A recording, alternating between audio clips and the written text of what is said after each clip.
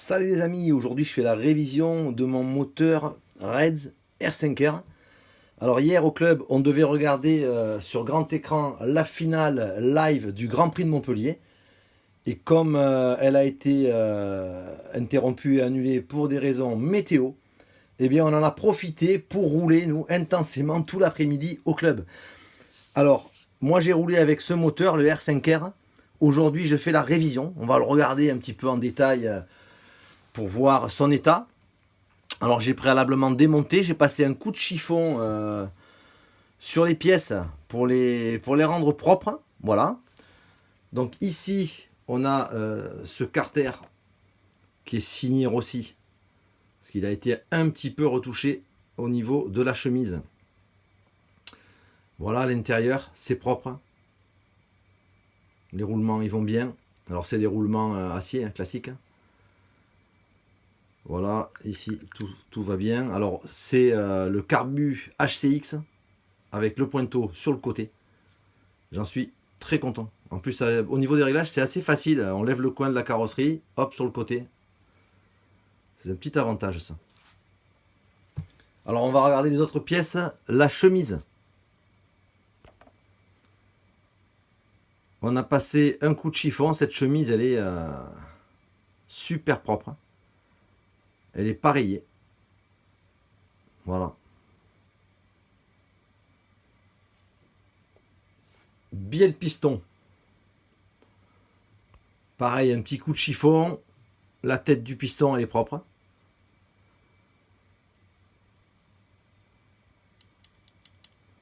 Voilà.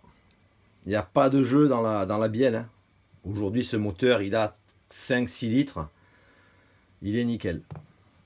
L'insert. Petit coup de chiffon, pareil. Au niveau du dôme. C'est propre.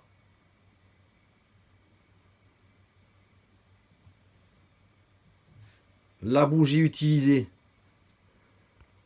c'est une TS3. C'est livré par Reds. C'est une bougie Reds TS3.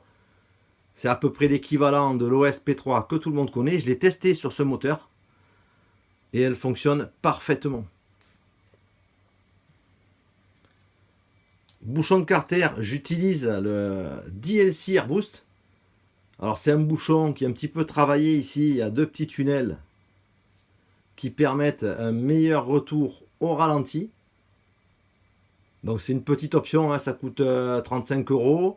Mais il y a une réelle différence entre le Air Boost DLC et le bouchon d'origine qui est tout bouché ici. Voilà. Donc ça facilite la carburation et le retour au ralenti. Alors, le dernier élément que je vais vous montrer, c'est la culasse. Je vais m'attarder un petit peu dessus. Cette culasse, elle est sympa, elle est jolie. Bon, il ne la fabrique plus du tout. Mon problème, j'en avais déjà parlé dans une précédente vidéo, c'est qu'il y avait une ailette qui s'était cassée.